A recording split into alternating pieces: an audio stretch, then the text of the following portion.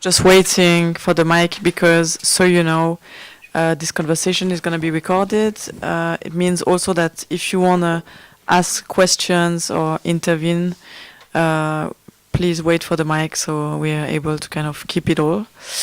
Welcome to you all and welcome to you both, most of all to this doc and art conversation. I think it's the fourth time that this conversation is taking place. We always try to discuss something else, but actually always kind of end up, of course, in the same kind of question and issues. Today, we have the great pleasure to share the space with Marie Logie, who is the producer of a group platform called August Ort. She's going to introduce the platform in a second, based in Brussels. Originally created by a group of artists, but she will tell you all in a minute. And they not only produce and distribute films, but also, I hope you will talk about that as well, have been occupied with a very interesting pitching initiative dedicated to artist films.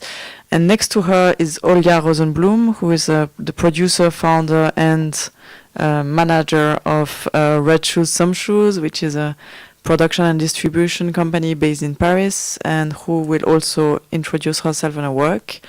My name is Émilie Bugès. I'm here, a member of the selection committee, the deputy artistic director, and the future artistic director of the festival.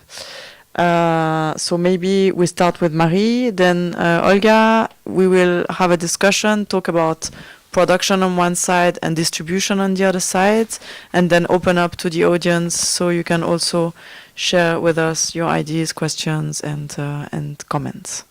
Please, Marie, the floor is yours. Thank you. Thank you, Emily, for inviting me. Thank you all for coming. I'm going to sit a bit like this because I've made a PowerPoint for the first time in my life, actually, to be honest. So I should, if it works, can we go to the PowerPoint? Okay.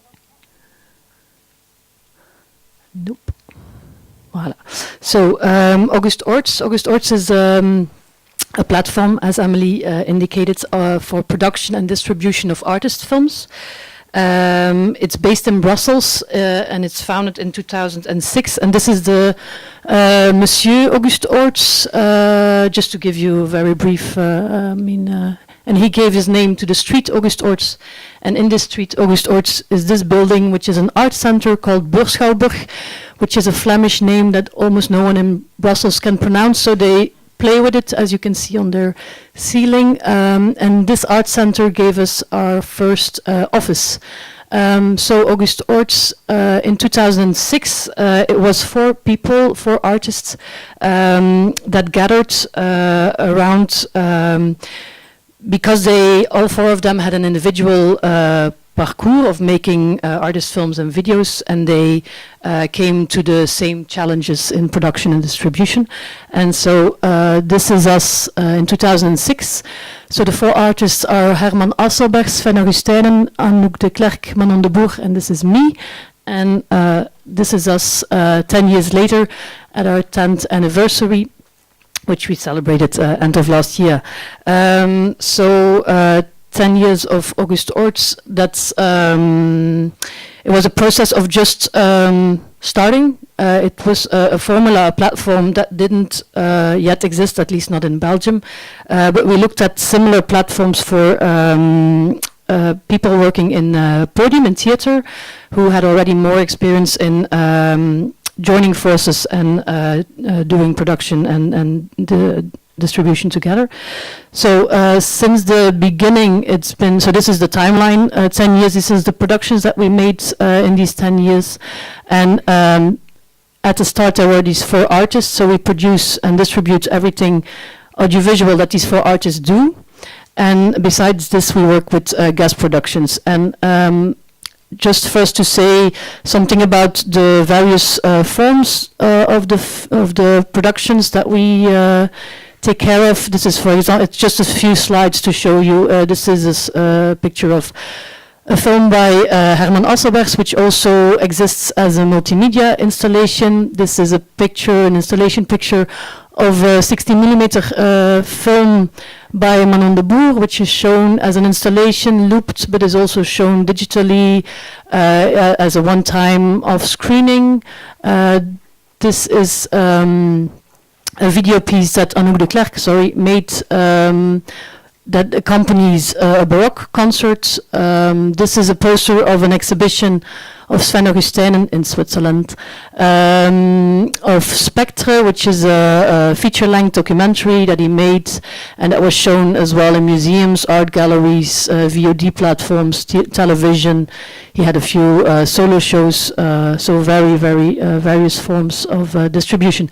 And then guest productions. So from the beginning, we've been working with other people. So it was really at the core of when we started that we always were sure that we wanted to open up the platform and not just be happy amongst ourselves. I didn't know Sophie Benoit was going to be here, but so this is Sophie Benoit, who's also part of the pitching du Réel this year. So just to give you an example of people that we've worked with so far, some of them are emerging artist filmmakers. So Sophie, this was already a few years ago. We produced Blue Meridian. Some of the people we work with are more established artists, such as Dora Garcia, with whom we produced the Joyce's Society, which was shown at the Venice Biennial.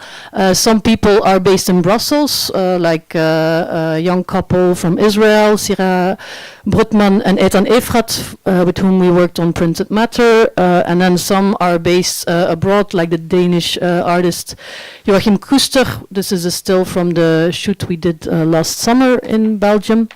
So very different type of productions, and August Orts just basically adapts to whatever the artist brings to the table. What is specific about Orts is that we combine production with distribution. Often distribution is already also a little bit part of the production process, but we can probably talk about this later. And so distribution is very, it takes on very various forms as well. Can be in art museums, at film festivals, educational contact, film school context, universities. It's very international. Like, I don't know, I once made a calculation, I think it's something like 75% or something, or 80% of the distribution is outside of Belgium. And this is just to show you this is the ongoing distribution. So we have on our website always what is the current distribution, and this is the upcoming. So it's this daily work of, it's pretty invisible work, to be honest, of getting each project out there. Each time in a very specific way, because each project asks for a different type of approach of distribution. Then we also do discourse, so besides production and distribution. And discourse takes on several forms. We have this program of screenings and talks with partners Courtisan and Argos in Belgium, where we invite filmmakers, artists to talk about cinema and the politics of cinema. This is just a few images of recent guests. This is Lizzie Borden at Cinémathèque in Brussels, and this is Jacques Rancière during the Courtisanen Festival last month. We do workshops like this, like on distribution. Each time we try to get some kind of a definition. We say like this was aimed at art and film students. It's always about hybrid and about films that don't just where distribution is not something that is how would I say, like there's not a formula that you can adapt each time to each project. So you always have to kind of reinvent everything from the start. And then on the discursive level, we also do indeed this pitching, as Emily said. So it started in 2014, where we basically, just out of the wish to share more what we've been doing now for almost for 10 years, to share it with more people in this field of artist film, and also to make sure that the knowledge about producing and distribution is shared more because it's a pretty young field.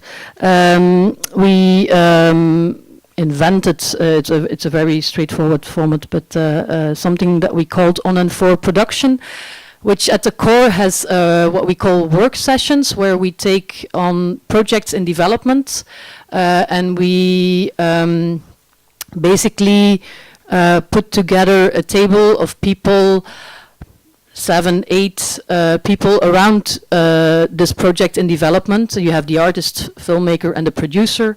The producer can be a classical film producer, but it can also be an art institution, can be a gallerist, can be a curator, or someone from a residency program or something. Just someone from an institution who kind of accompanies the project. And then this table is put together with people with also very various backgrounds, but at least they have a minimal knowledge of the artist, what he or she has done before, and of the work in that is coming into being. And then for 2 or 3 hours, 3 hours would be the maximum, they sit together and think along about how to get this project forward in terms of production, financing, conceptually, distribution, all of this. In 2015 and 2016, On and For became a European project. So we got a grant from the cultural program from the EU, which was funny in a way because we first went to the media program, which you might know maybe better than the cultural program here. But then at the media program, they said that actually we are not at all audiovisual, which was kind of a surprise for us, but sometimes you forget how the industry looks at what you do. So we went to the cultural program where they never made any problems of us talking all the time about film and video and audiovisual. And so we've been doing it 2 years with partners Lux in London, an agency for artist moving image, and the Art Center Dos de Mayo in Madrid. And actually, this week we just got a negative result for the application we made to continue this project in 2017, 2020. So bon, the news is still fresh, so we will have to figure out something else. I'm not going to keep it too long. I guess it's nice that we can open up to the floor later on to talk a bit more about specific things, but I just wanted to, I did a little bit of homework to give you a bit of the context of the productions that we make. So average, we produce 6 projects per year, of which 2 are guest productions, 4 are from the core artists.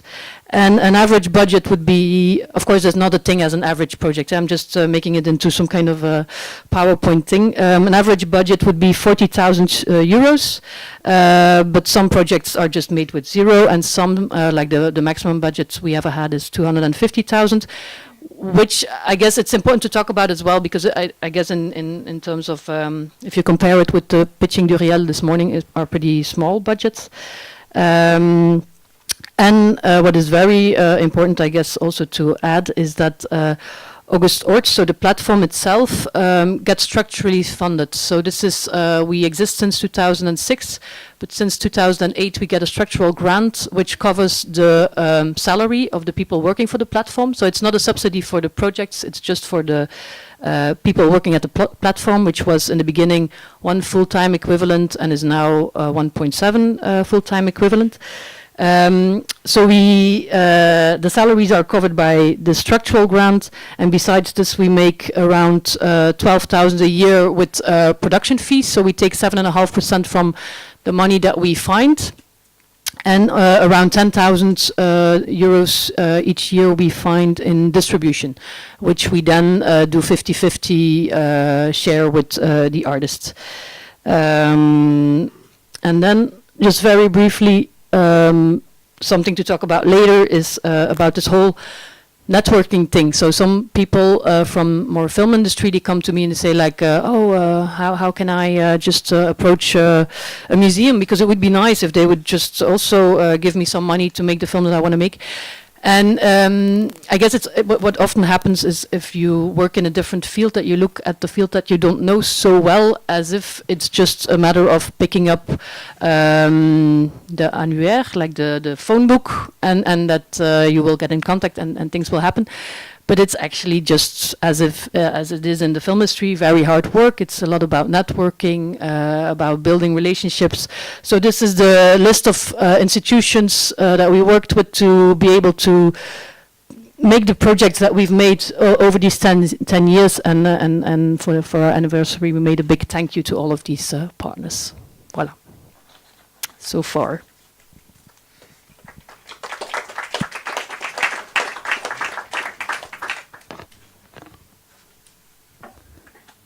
It works.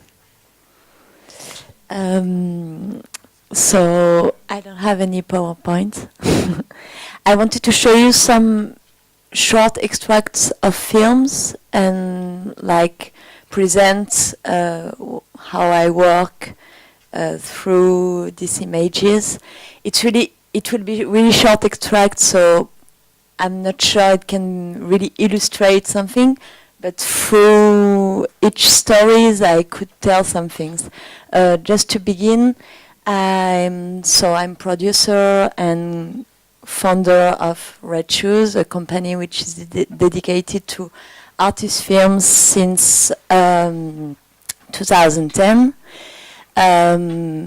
I started to work as a producer in this company actually that I built, and with some people from my generation, of my age, around my age, because I felt at this point that new cinema was coming from visual arts, and especially a new kind of artist film and art documentary. So that was a bit to support and develop this practice that needed to be structured at this time, and still need actually. And that's how I started to work. I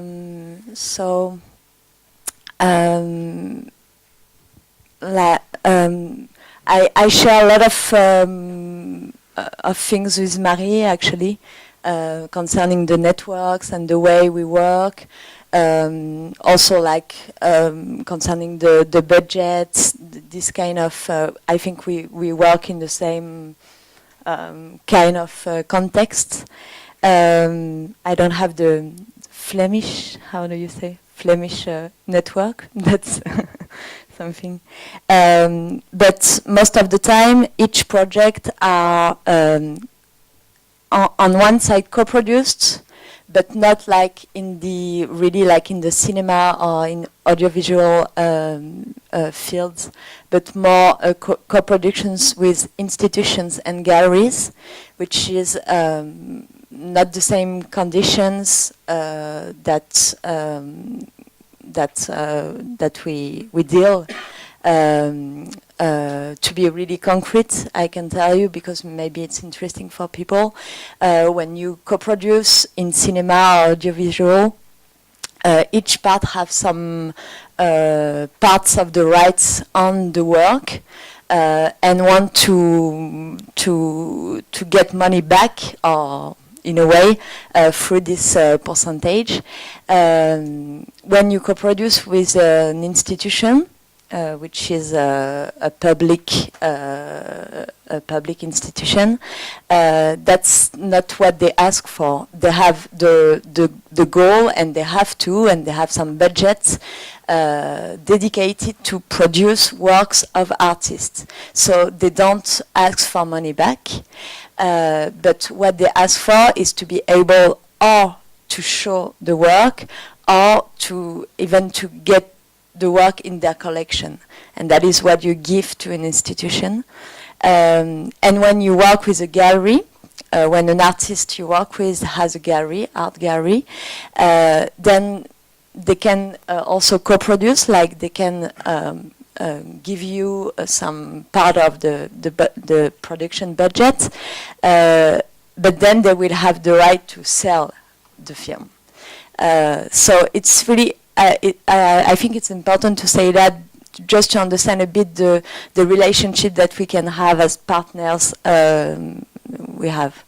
And the other way we get the funding for the project are funds. So applications, like you know well in all fields. But what we try to do is to get these fundings from the art world and from sometimes cinema and audiovisual spots. So maybe I show you a Swiss work. That's the only project I did here in Geneva. I show you a short extract, a work by Gaël Boucan, which is called GGA.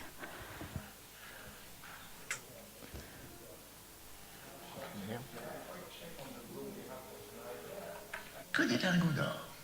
Alors on va encore dire, oui, il s'arrête parce qu'il est intéressé par l'argent. Alors ce qui m'intéresse dans l'argent, c'est pas le pouvoir que ça donne, c'est la liberté que ça donne. C'est tout à fait différent. Quand on a une famille, on doit pouvoir l'élever, gagner sa vie, être suffisamment puissant en matière financière, de manière à être libre. La liberté, dans le monde occidental, c'est le capital. Contrairement à ce qu'on peut imaginer que le capital, c'est l'esclavage, j'ai une théorie tout à fait différente. Je pense que la vraie liberté, c'est le moyen financier d'être indépendant. Ceci étant, on peut aussi trouver la liberté avec un système communiste totalitaire, à condition de diriger le parti ou d'être un membre influent. So I wanted to show you this this extract just to tell you a bit about this project, which is a portrait of a man who is living in the next to Geneva, and Gaël Boucan is doing still a trilogy portrait on this man. Who is rich and who has a lot of things to tell about the way he deal with money. And so the principle of this film is kind of a classical documentary, but and it was shown in some festival on one part and in some museums on the other, but what is also interesting is that we actually produced this work a lot thanks to him with his funds, because at the beginning it was a commission work from him. So it just to show you a bit that each project is a different story of how we build it and how we show it. This film had a prize at FID Marseille, but it was shown also at Tate Modern, at Centre Pompidou, and it had a pretty wide distribution in both festivals and art institutions. Then I wanted to show you an extract of this film by Réel Beloufa, who is an artist and filmmaker. Une plage à Bali. C'était sur une petite plage de pêcheurs, voilà, sur une petite paillote. Et on se sentait un peu seul au monde, c'était vraiment super agréable et très charmant, reposant.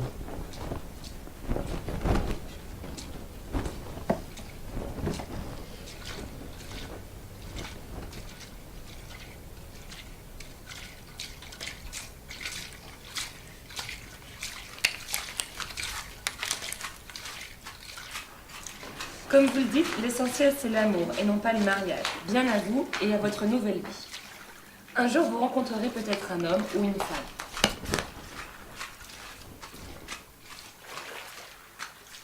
grand hôtel, 5 étoiles. Quand tu rentres vers 17h dans ta chambre, il y a des cocktails qui t'attendent. Ton peignoir plié, tes petits chaussons.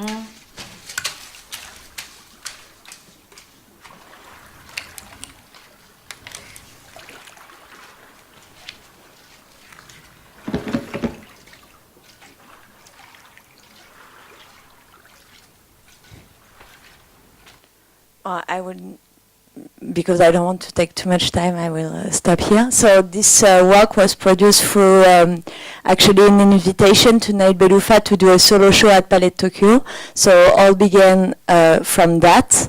And we produced, we actually had 1 month before the exhibition, and we totally transformed the exhibition space into a studio, a shooting studio, and we shot the 3 films in the exhibition space, which became a cinema studio, and then after shown the film in the same space, which became again the exhibition place. And so we started the production through this invitation of Palais de Tokyo and the help of Palais de Tokyo, but we found some other funds from actually cinema,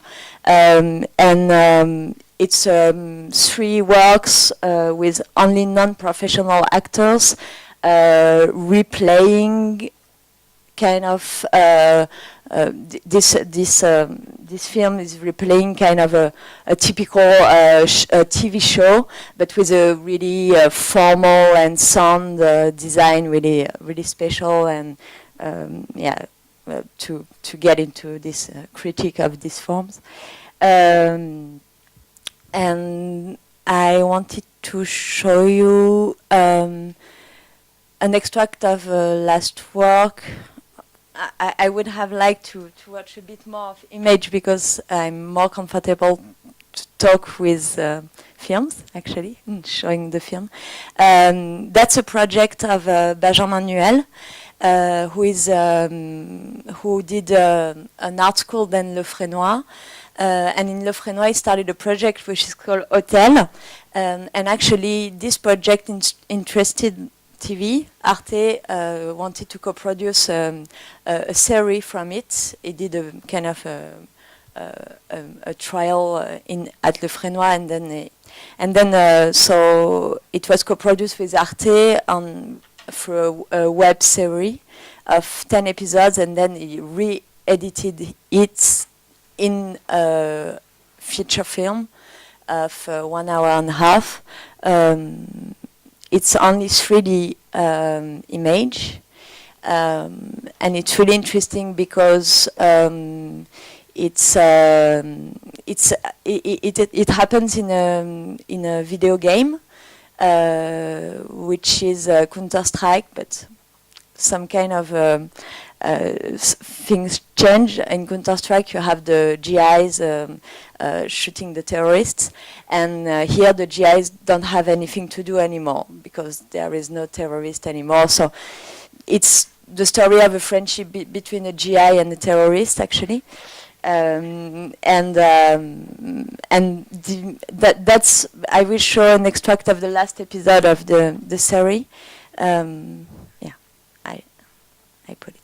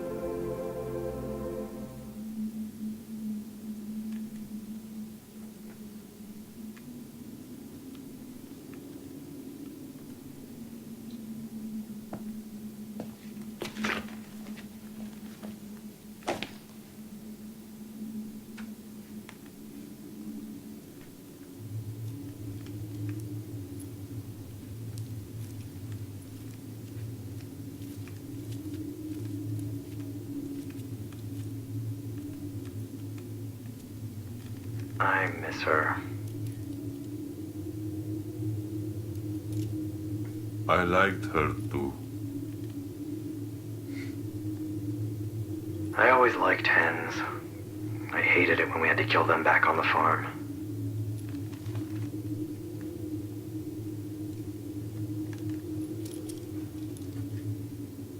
The farm.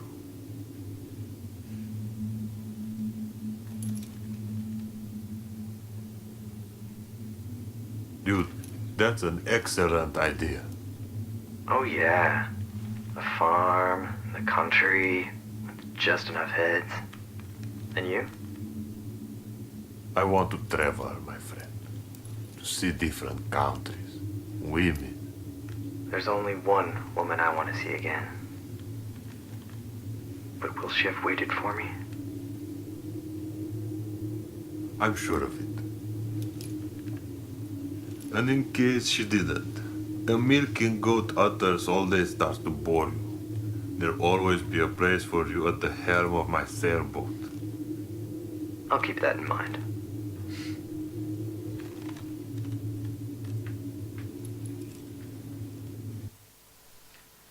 What is interesting also in this work is that it's really a work made by a little community of people who are together in Le Frénois and who are writers that actually are all directors and writers of films. Benjamin Creauty, Benjamin Nyon, Bertrand de Zoteux, Mia Grécou, maybe you know these names. They do documentary fiction and it's kind of a community work and really strong identity of it. And it's available online, so I invite you to watch that. It's really interesting. So I just showed these images to show you a bit kind of different aesthetic kind of project that we work on, and maybe we can go further into some examples and issues that on production and distribution that we can talk about and share. Just to add one detail, Olga has been producing a film that is presented here in the mid-length competition that is called Diana by Simon Ripollurier. So it's also for two reasons that she's here with us, and we're really happy about that. And there was during the Q&A yesterday people asking indeed, because the two films of this slot are made by artists. I think we have many more actually in the selection here that are films made by people that are originally artists, and someone was asking basically what our position toward that is, and our position is that we welcome any good movies. We don't really care where they're coming from, but on our side it's of course easy to say that because we're just like at the end of the chain.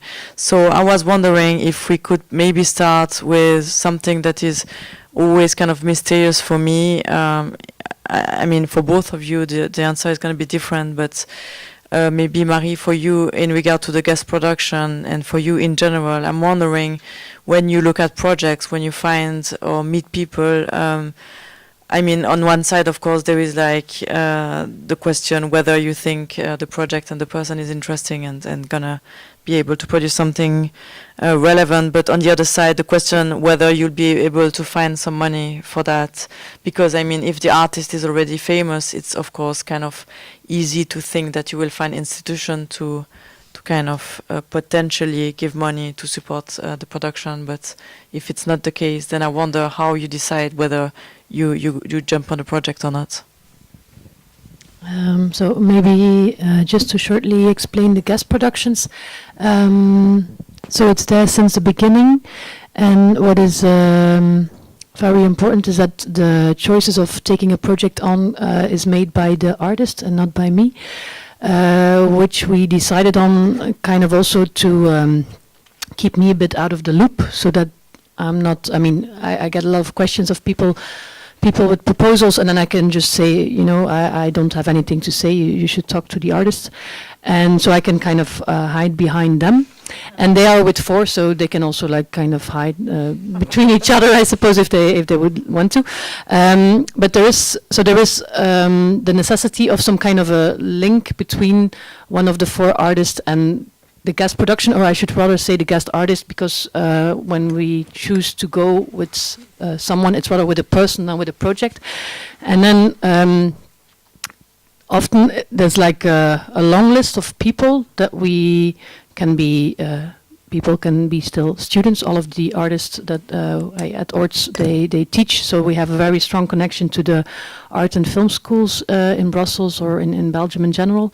And then so often there's like this long list, and then it's more a matter of waiting for the right timing that they have a project that could match. But the decision to work with someone is something that is made totally open. So actually, it's funny that you ask, because we've never decided on taking on a project or not in terms of can we actually find the money for it. This always came in only secondly. Like it's more the artist saying, I want to work with this person, and then at a certain point, the moment is right, and then sometimes I know this person, sometimes I don't, and then we have coffee, and then it's actually up to me to then get the process going and find the money and make sure that the project will happen, will materialize. At the same time, of course, in everything that we do, it's about solidarity. I mean, it's there from the start, this idea of joining forces. So the fact of finding the resources, finding the partnerships is something that we take on together. It's a challenge. And together would mean it's me, but it's also the person, so this guest person. It's also the artists that choose to bring this project to August Orts, because they stay a godparent to the project. So they are there to coach. Sometimes if it's a younger person, there's really coaching going on conceptually. It can be on a practical level. It's also to, if ever there would be a fight, then you have a third person to talk to. Can always be handy. But it's something. It's all about just jumping together, and this question of can we actually make it happen.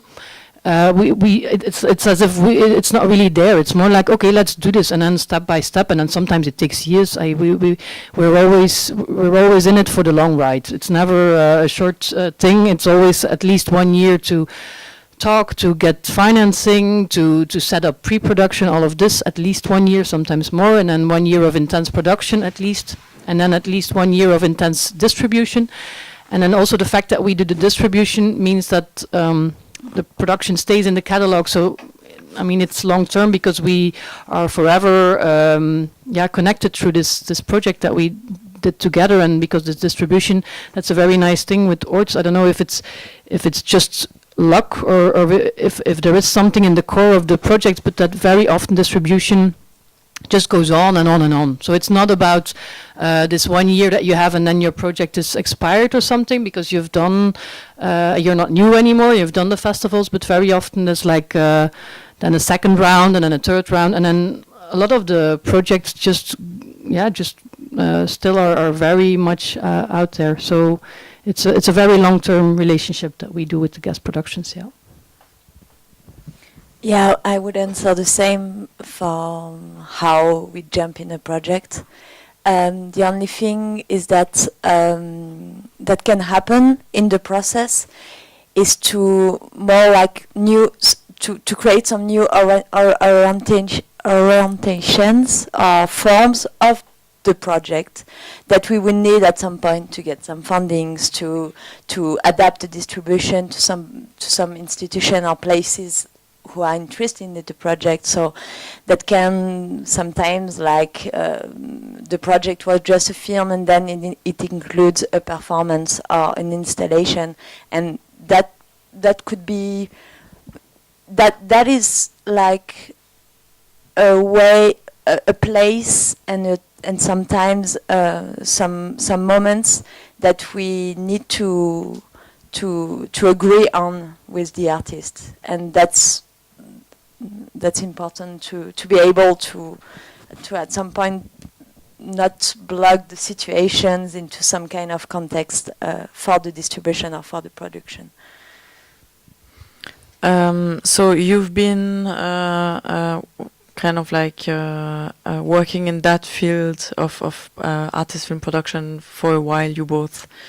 And I was wondering, I mean, maybe, Marie, when you started, I remember that the statement on the website is that they didn't find a way to produce the films, but were in need of means that would tend towards the ones that one can find in cinema.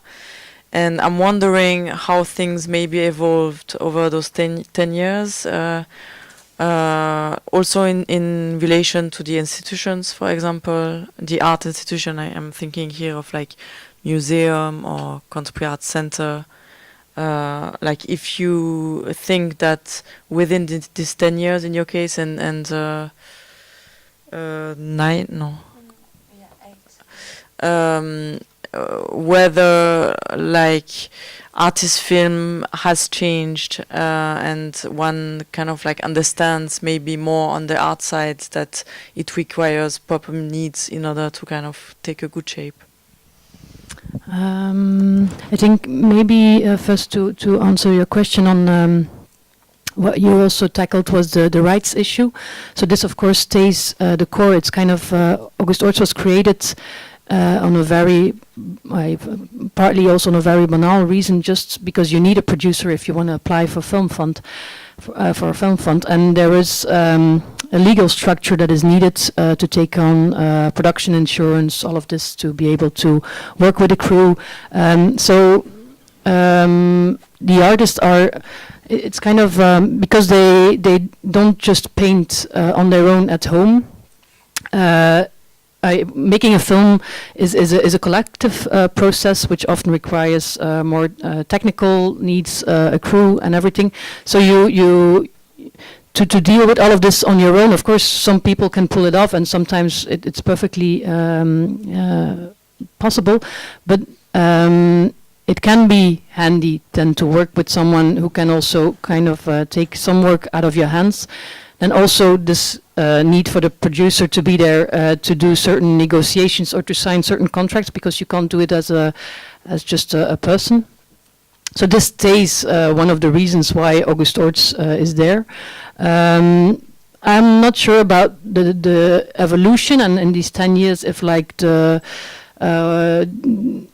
these kind of worlds have started to understand each other better. It's still a bit you can still feel very much from the film fund side, like I'm saying it a bit black and white now, but from the film fund side, it's still a bit this thing of, ooh, these things that you do, okay, we give you a little bit of money, not too much, and is it actually seen by anyone? There's still this kind of, these prejudices about it, and for example, one of the things that I do, and it's a very shitty job, but I do it anyway, is that every month I send an email to the people at the Film Fund from Flanders, telling them where our films are being shown, just in a way to make them aware of, you know, there's this whole world out there that is not A festivals, that is not television, but that is very much alive. So this is one of the things that I do, and I go to talk to the people of the Film Fund often. And I try to really show them, like, you know, it's a very vital field.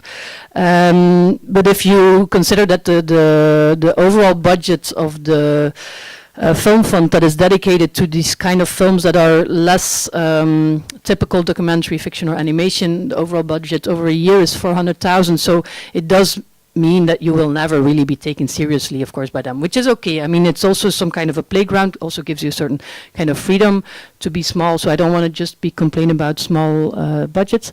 But there is still this idea of where are these films shown or something, and are they comprehensible? Often it's like, oh, they're much too difficult or something, they will never be funny. That's I like some of these things. And then on the other hand, you have the museum.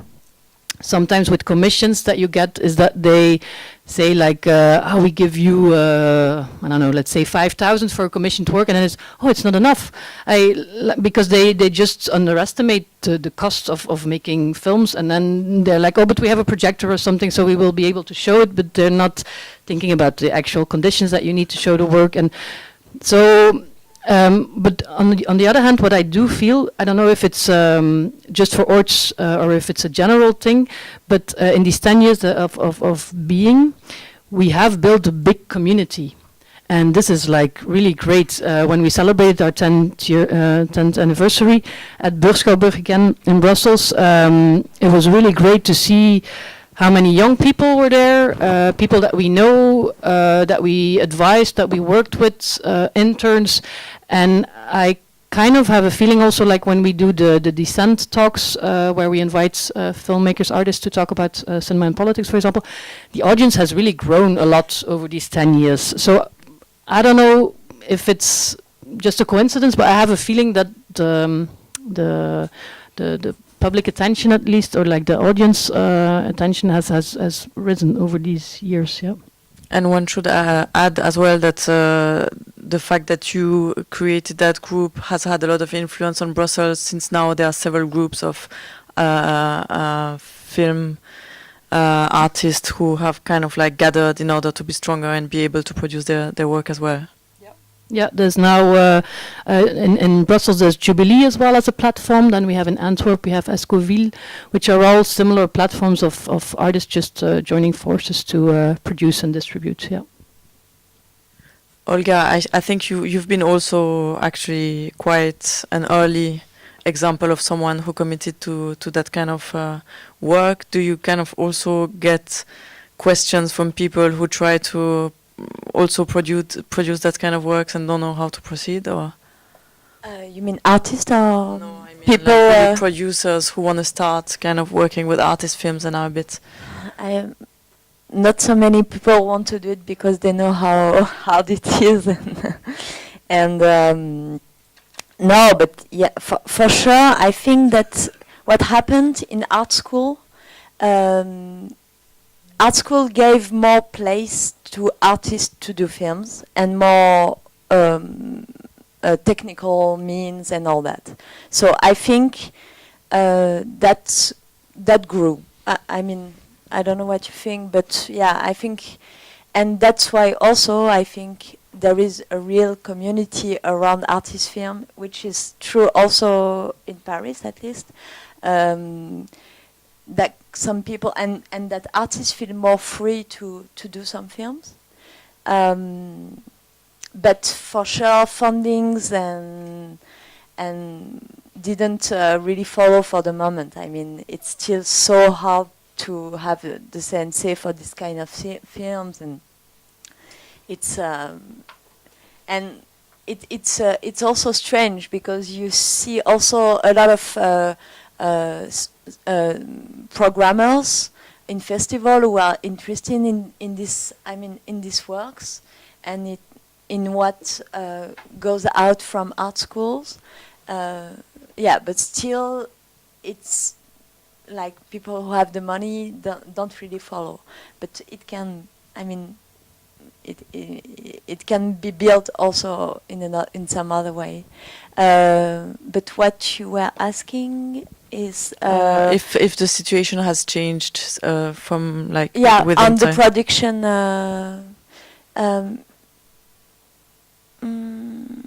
I don't really feel that it changed a lot, actually. No. So we were talking about the collaboration with art institution. I was wondering if perhaps because in both cases you have artists who have a gallery, if you could tell us a bit more about that, even more because in both cases you also distribute the work, which is kind of, I guess, a strategy because there are artists who have a gallery and have a distributor, and then there is the problem of like who is having what and how do you work with like so many people involved in one film. So perhaps you could tell us first about the relation with the gallery and then about the share between like someone who distributes and the other one who sells.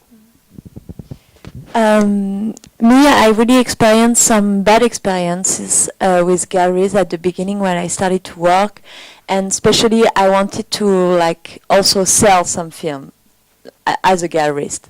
And that was a really bad idea, first because I'm not gallerist, second because galleries are a lot more powerful than you, and they don't want you to sell films and get money from works.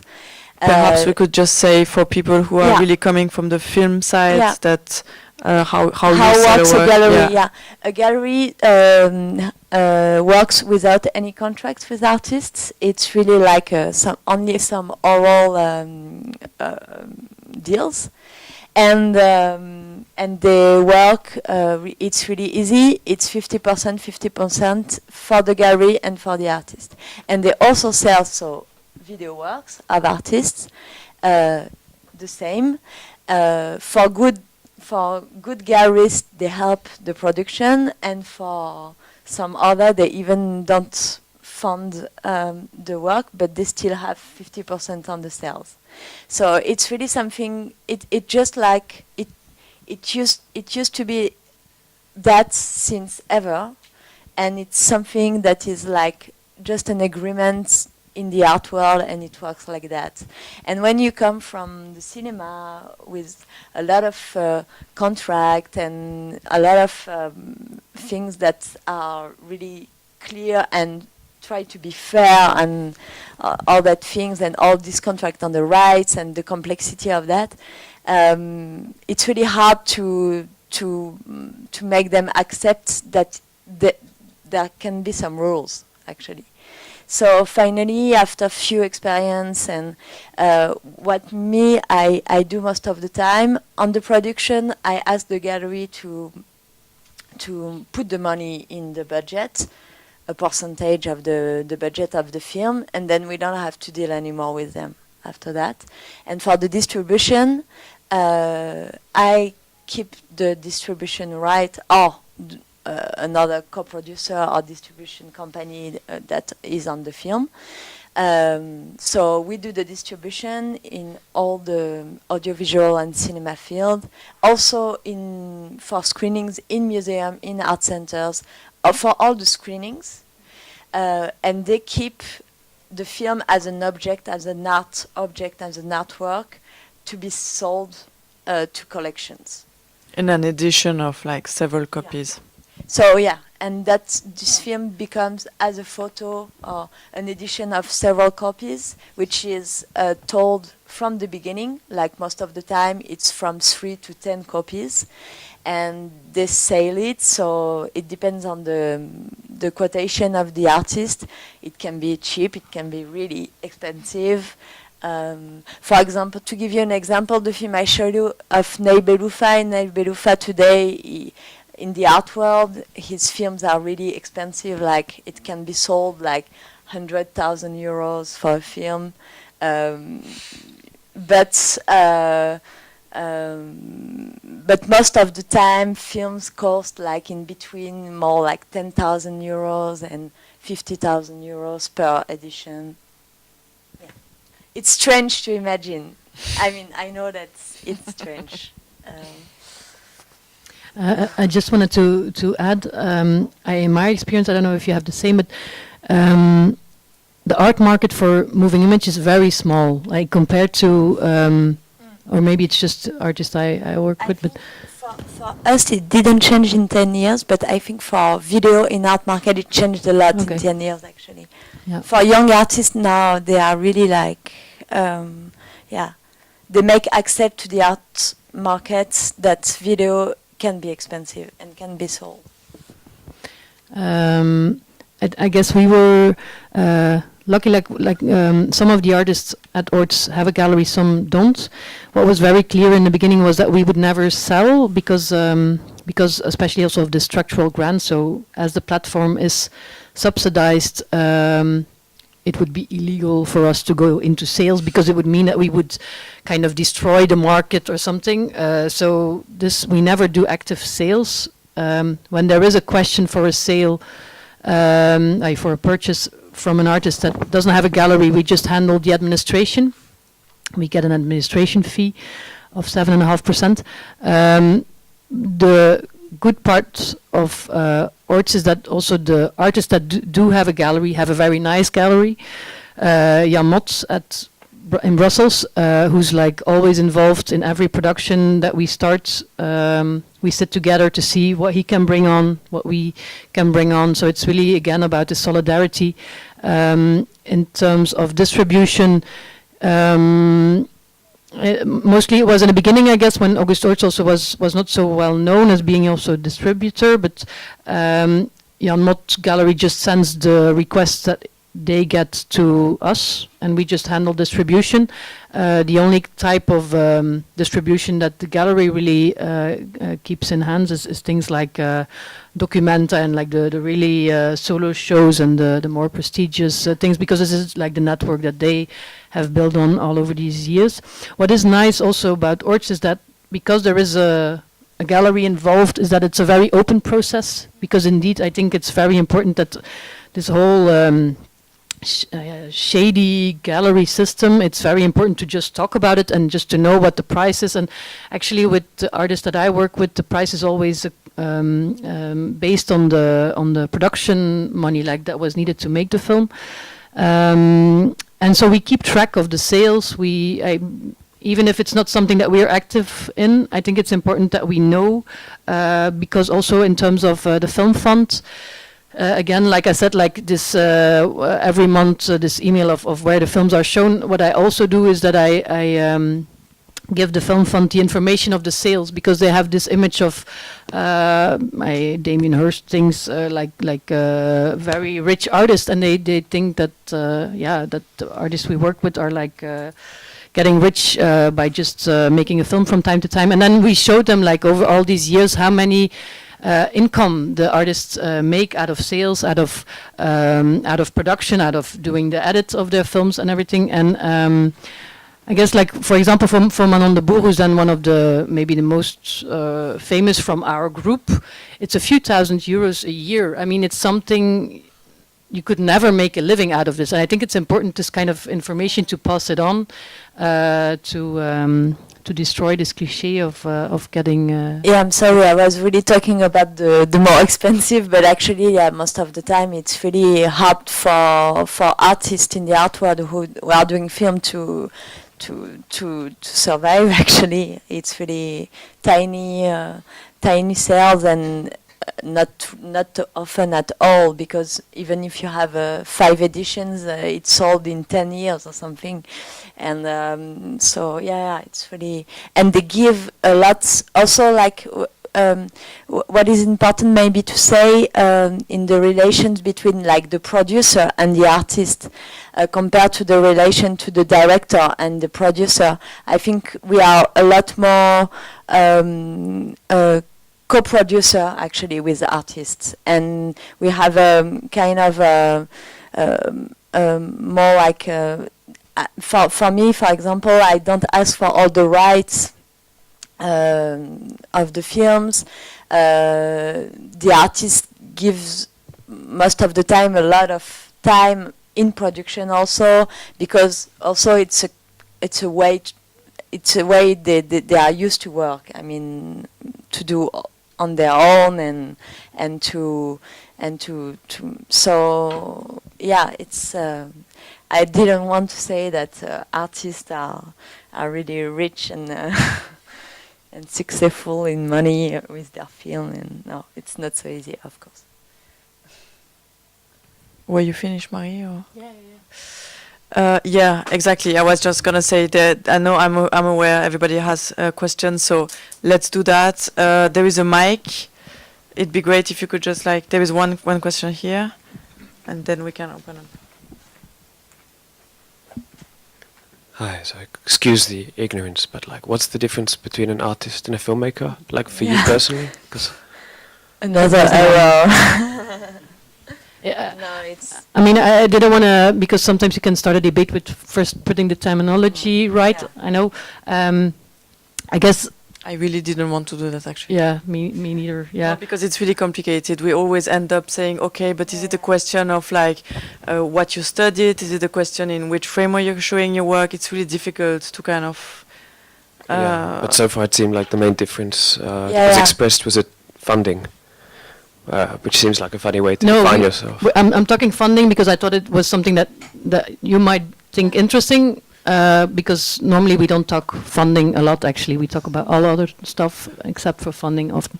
No, I think when we use the word so lightly, artist and filmmaker, for me, the main thing has to do with your reference of when you make a work, in what kind of a tradition you make your work, and then at Orts specifically, what is different is that the producer is partner in crime, and there's not this distinction between who owns the rights.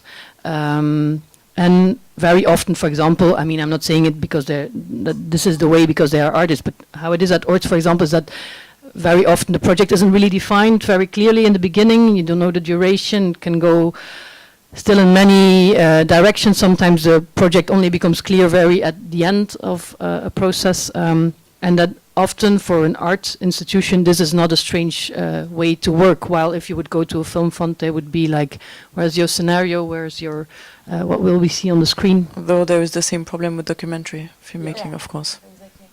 So I think what I wanted to ask, but I really wasn't sure because of this, was it's quite easy to imagine why an artist would apply for film funding or want to show their work at a film festival.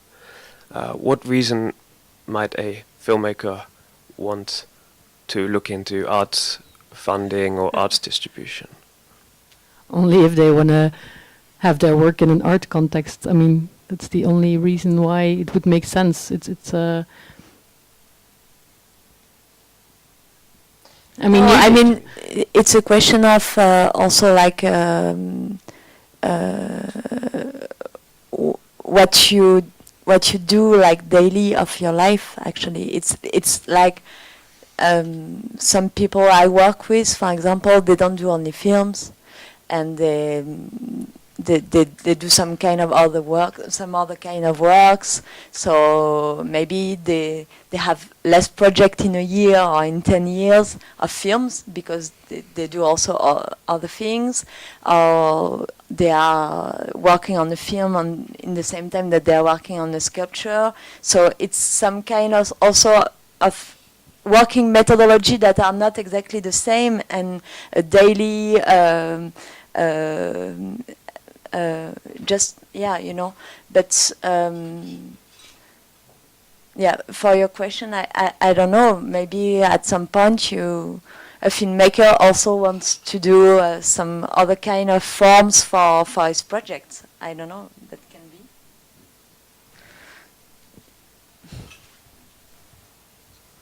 Just behind you, and actually that's perfect because Emerson and Jonas were telling me are both presenting a film here in the Regard Neuf competition, which is a feature, and were telling me that they were interested in considering the possibility to show it in the art world. So that might be a perfect transition to talk about filmmaker who wants to. Actually, it wasn't the reason why I took the mic, but I have Maybe to you can I have do to both. think about an answer. Okay. Wait. No, I was just curious to understand at which point of a possible funding or a possible sale, you already mentioned the administration fee of 7.5%, you refinance yourself. Like, are you funded yourself by a cultural funding for the whole year, like having projects being what you are, or is there some refinancing within the money you get for each project? So for Orts, both, yes. For both. We have a structural funding for the platform itself is structurally funded through the Flemish community. Yeah. That's not my case, and that doesn't exist in France when you are a production company. You have to be a non-profit organization now. Honestly, personally, I'm really poor with this activity, and a producer salary, I don't have it often actually. So I'm always doing some other things also, like artists I work with. But the company is funded by a percentage on each budget that I try to keep hardly, and that also, I mean, that's what I was talking about the structure, and that's not about filmmaker or artist. It's just the artists, filmmaker I work with are aware of the situation of this fragile and like collaborative company, and they are aware that on the budget we're gonna find together, there will be a part for like the structure, and it's like it's normal. But I never did some benefit or something. Yeah. All the projects are really like.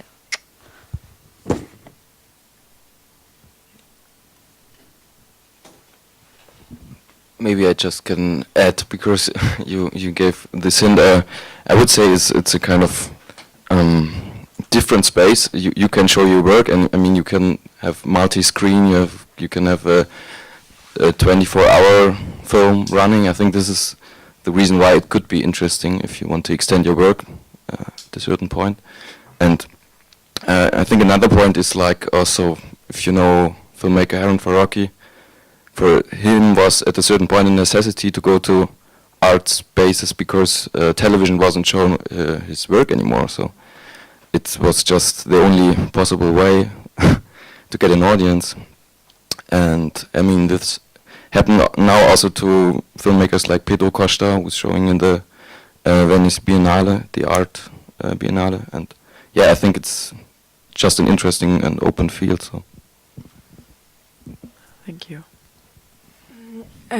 So we were speaking mostly of venues, either the contemporary art venues, museum galleries and so on, and films, festivals and so on. To which extent maybe the internet is a platform that helps or doesn't help the conjunction between the two forms?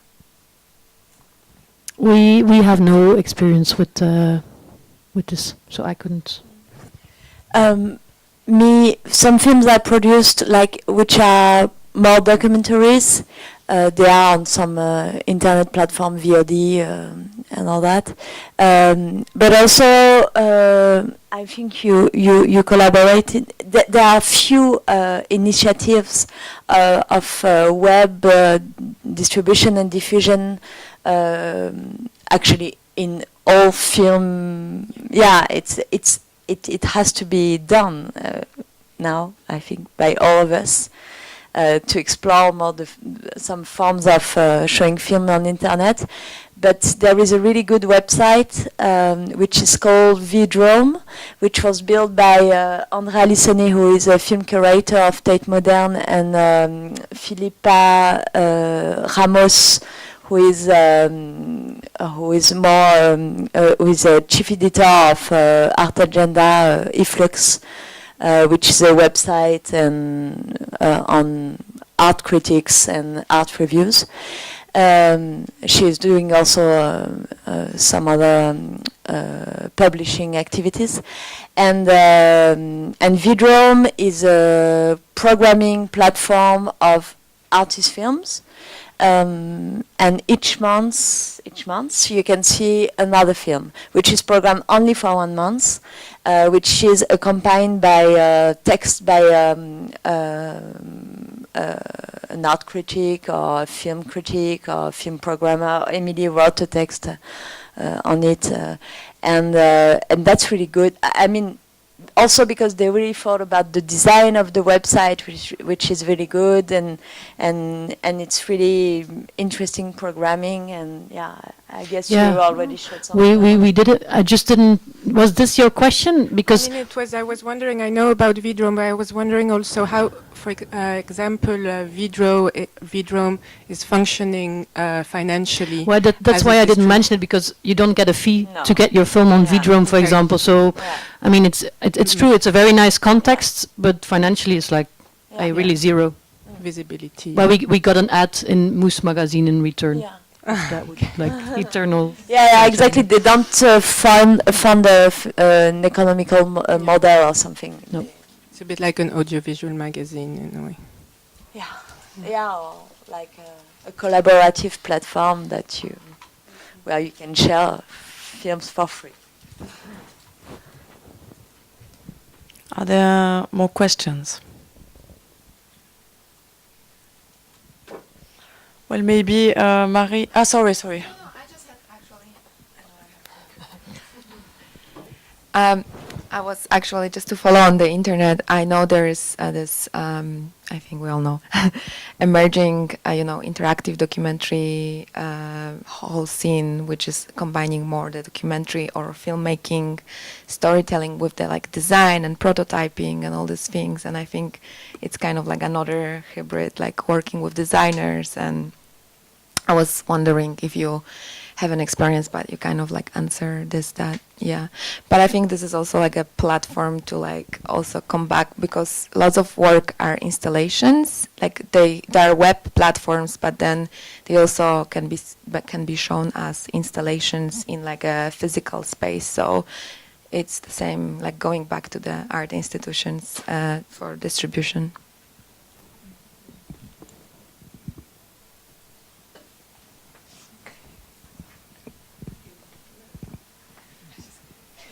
More questions? Well, How many submissions do you get in a year? Or is it do you get submissions by artists who are interested in what you did so far? Like for me, my approach would be, okay, I see maybe a film, I see this film is interesting in a formal way, artistic way. It had a small budget, but in the end it was realized by you or co-produced. So my question would be, do artists apply? Is there a period like it is for the festivals, or do you also consider writing artists, inviting them to maybe, I don't know, asking them if they have a following up project, so you have a community that you support also, or is it more an input that you get? Yeah, I think I already said it more or less, but it's more community, and then a combination of just like a long list of people that you know that maybe one day you might work with, and then maybe at a certain point they come to a project where it makes sense to work together. In terms of proposals, I get quite a lot of proposals. But I always say, sorry, you have to go through the artist, so I don't count them. Would be a bit sad, I guess, to count them.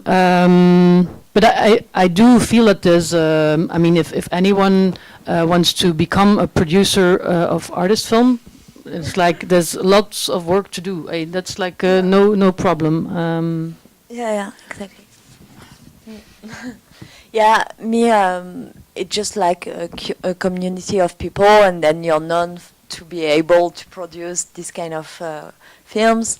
And yeah, I receive I receive a lot of projects from artists, also because now I'm art schools and visual art schools knows that I exist, know my work, and then they also send students or ex-students to me, and I receive some projects.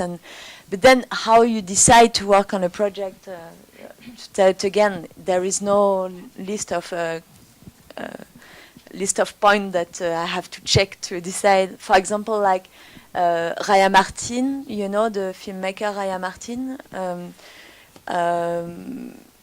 Last year he came to me also as a friend, and he said, I have a project which is not a film, which is a cinema festival that we can organize. And yeah, just because it was a great idea, and I produced a festival, you know. And it's also what I'm interested in. Like lately I produced also really some other forms, like performances, a festival, and also this maybe to answer also your question, it's just like not to be too to reduce too much the role of a producer or the goal of a production company, to be able to be a bit wider and to be a bit more free and to have fun in what we can do with production. And production means, I mean, a lot of things, you know. It's not only the character of the producer who will find the money and give you the money to be able to be your big film, and you know, and that's what is interesting also in building some other kind of production companies. to follow up to your question earlier, for example, we have a film here running in the competition, but we're thinking to bring it into an installation form. Would this be interesting for you in this case? So that, I mean, to have a film already and to think about how can, because building up an installation in your room, you need several different types of whatever projectors or whatsoever you need, sound equipment, a room to rent, an audience, maybe a context. So would this be an input to say, okay, I would like to maybe see also a film, which is a single channel projection, as an installation? If your project is great, yeah. No, I mean, I mean, no, of course not. no, but I mean, it can be a film or an installation, or no, because it depends on. the question was, does it need to be an idea that has to be brought to you, or something already existing that can be transformed? And so there's no rules, I Okay. guess. If you just have to fall in love with the project, that's all.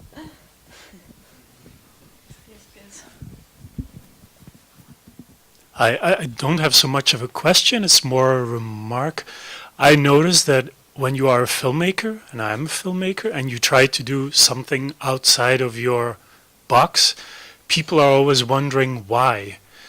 They're like, oh, you want to do a film installation, why? And then you have to justify it, and you have the feeling that it's hard to break through the walls. Like, for example, I always go through the documentary section of the Film Fund in Flanders, and when you then enter a project into the more experimental category of the Film Fund, you always get the remark like, yeah, it's interesting, but why don't you go back to where you belong? So it's very often you try to do different things, but it doesn't always work like that, and you see that a lot of people in the field are still very traditional and kind of like to think within the box.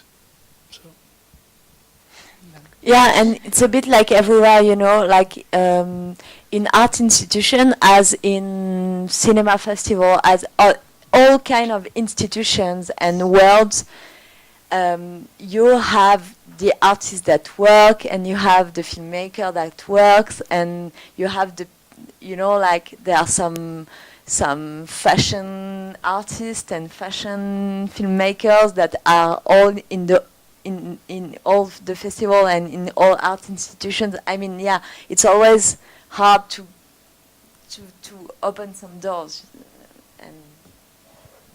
And I think that actually, like, some of the issues of producing artist films probably also appear on the more classical documentary, because if you want to produce a creative documentary and you have meeting with people like commissioning editors from TV, you're gonna end up having the same troubles trying to make them understand that perhaps it's not gonna fit in the sport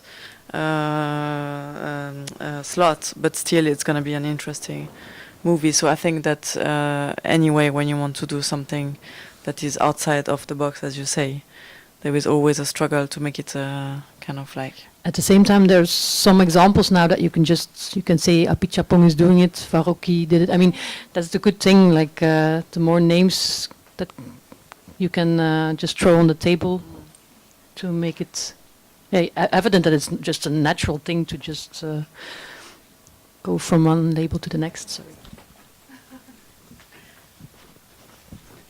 I think it's worth checking, like the Harvard Sensory Lab, where they're like actually it's a PhD program at Harvard, which is like media anthropology. So it's like a humanities and social science. They work in this area, and their work, which is like the final thesis, they're usually very successful in festivals, like a regular festival circuit, like ITFA, you know, Sundance, right? Maybe like Visions do Real, more like creative look, not commercial. And then they also have screenings at the institutions like MoMA, and then, you know, you can find their work in like San Francisco Contemporary Museum, Contemporary Art Museum, and like, so it's like this hybrids where you know, you can like, they belong in like 3 places and maybe they don't belong anywhere, you know. Are there more questions? Is there maybe someone in the audience who as an artist, makes films and want to share his experience of how he's been producing his films, her films. Because it might be interesting to hear from someone on the other side. Please. Well, I'm from Poland, and we're pretty lucky because we have a Polish Film Institute, and it started to be open for artists. And maybe answering your question, I thought the movement is always one way, because in the art world it's just there's no funding. I mean, there's no money, not enough money to make a serious production. So this is why I started doing, I'm a video artist and a sculptor, and I started doing a movie by myself, but then I just saw that there's much more potential. I got a producer, and we applied for funding in Polish Film Institute, and we just got it, and it's pretty great. And it happens. I mean, lots of artists, Polish artists, do it, and mostly because when you are not a superstar artist, you just don't get the money to do something you would like to do in a professional way. So. And how is your relationship with your producer? Well, that's complicated. Although she's well. She was a classic documentary producer, but she's super open. So she decided to work with me. I'm not sure if she's super happy about it now, but she's definitely broke. But still, she was open enough to start working with me. But you know, sometimes it's hard, sometimes it's not. She's very professional in the film world. That is pretty complicated for me. And yeah, and hopefully the film will be born soon. It was in docs in progress. So. And about the rights, was that difficult or like? What you said made me think. We didn't discuss the selling the editions, for example. Well, not even selling the editions, maybe, but it's like in Flanders. I don't know if it's the same in Poland, but it's a producer who gets the money to make the film. Yeah. And then you have to. It's a producer making the contract with the film fund, and you are responsible that the film actually gets there, and so you have to have the rights on the film to guarantee the film fund that this film will actually be made, as you say, that it's so there is some tension. It works this way. I think she got all the rights. I work for her, and yeah, but practically it works this way. Yeah, I work for her, and yeah. So this is how it works in Poland. Sometimes it's changing now. For worse, but for some time it was just great because they totally open to good projects, and they gave us money we wouldn't have dreamt in the art field. So it was great. Thank you.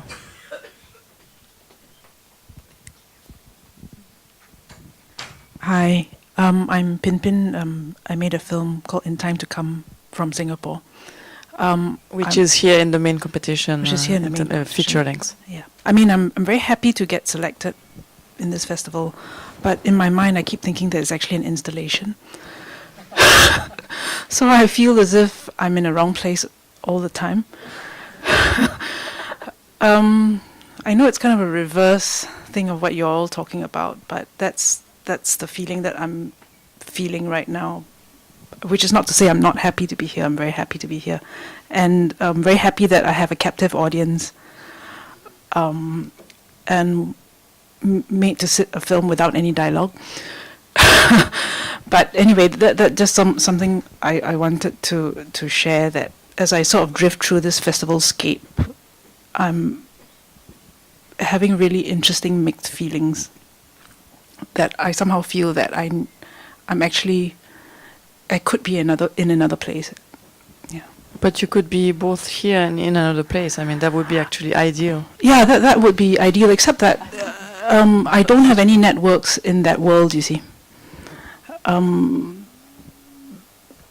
But I think what we didn't say, and what is also relevant, is to know that programmers, like curators from the art world, more and more are going to festivals to also get films. So maybe the feature competition is maybe not the place where they're gonna look for in the first place, but I think it's like also a way to kind of at some point maybe be noticed by someone and end up being shown in an art institution. So thank you. We're really happy that the film is here and that the captive audience is obliged to watch it all. No, at the premiere I was kind of like, oh my goodness, do they know what they're getting themselves into? Yeah, but having seen your programming, I'm just really relieved that your festival is extremely friendly to works like this. So thank you. Yeah. Any more questions? Well, maybe, I mean, I actually really wanted to talk about On and For Production, which is the initiative that August Art has started, but I don't know if time-wise, because we are running out of time, so I'm wondering if it's good to open up something more. Any kind of sign on times? Okay, maybe we can just say something.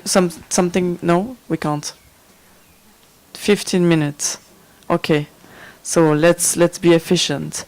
I just thought that, I mean, because we have a pitching here, I don't know if could you just like raise your hands, the ones that have been attending the pitching, so I have an idea. Okay, there is just 2, so it's not so bad. But anyway, so pitching is a form that is kind of very recurrent in film festivals. They all have different kind of shapes, but basically it's about presenting a project, looking for co-producer, commissioning editors, sales, distributors, etc. And August Arts has started On and For. She mentioned it earlier in 2014, and there was a really clear main to that beginning of this project. So I wanted to hear from you, maybe your experience, what wasn't working for you when you were attending with the artist, some kind of regular pitchings, and what you were aiming for with On and For Production. Well, I don't know if I can. Maybe it's better to just compare. This morning I went to the.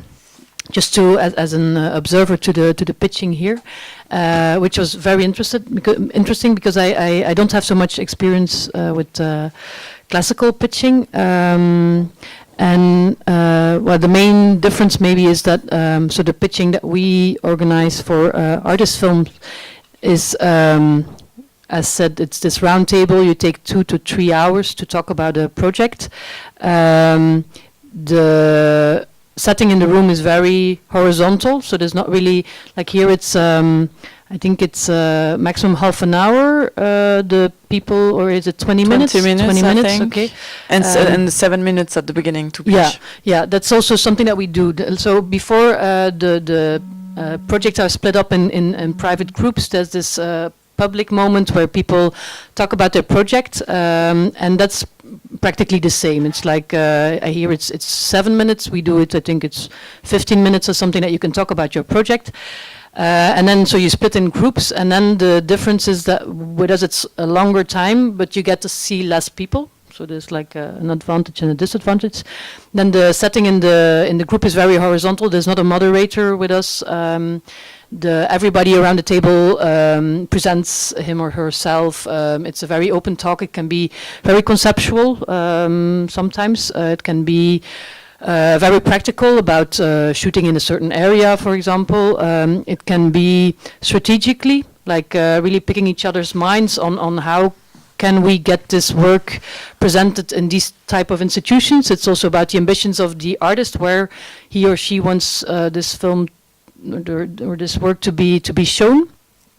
What I did like very much this morning when I attended as an observer the pitch here is that it's very direct. So it's, I mean, the money talk is very direct. And that's a funny thing, when we did our pitching or for artist films, we always said to the producers and the artists, like, you really should take this moment also to talk about money. I mean, it's not a shame to talk about money. You make a budget. I mean, everybody knows it costs money. And then it's so hard often. People feel like it's going to ruin the whole conversation, so they don't want to mention it. And then they keep on circling. And then sometimes it's really just other people starting to talk about it.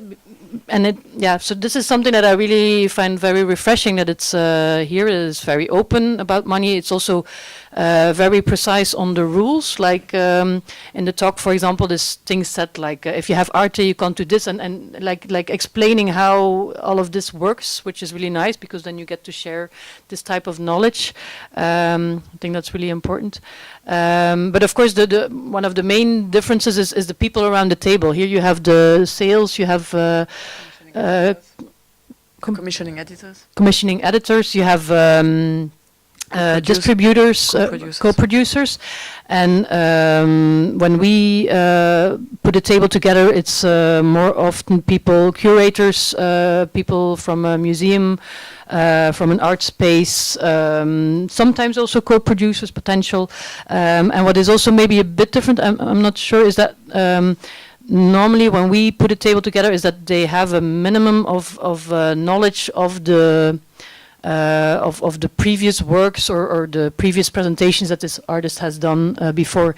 And so when we decided to try to get this pitching format into the artist's film world or something, one of the main reasons was to find an excuse to put people together in a room. That's one thing, but also really to do this challenge of talking about a project, because it's very often the case with an artist's film project that it's like that it's sometimes not so defined, and that is not always like, for example, if you have a commission of one institution giving you a small budget and you only need a small budget, then you don't go through this whole process of explaining your project to other people. And I think it's a very refreshing thing to do, like this exercise of talking to people with no background information about you, about your CV. So I think that's a really good thing. And then what I also liked here was the fact that distribution and audience is really present in the room, while sometimes this is also something that is not always so directly talked about when we do our stuff. Yeah. I think one thing that is quite interesting here as well is that you have several people coming from the same kind of area at the table. So basically the first one is going to say black, the second one is going to say white, and the third one is going to say gray, and in the end you decide what you want to go for. So that's nice. But in your case, of course, I was very much impressed when I took part in the fact that we come actually for one project, and we have a lot of time to discuss it. So on the other side, it's something really precious that you create around one project, which is of course really useful and fertile for the filmmaker, without any doubt. I'm not sure if you've been with one project, yeah. I was invited. Okay. Yeah. Is there any last question or comments or something you want to share, add, discuss? In that case, I would like to thank you both very much for all this kind of information and material, and thank you all for your presence and participation, and have a good rest of the festival. It's not finished. There are a few more movies to watch.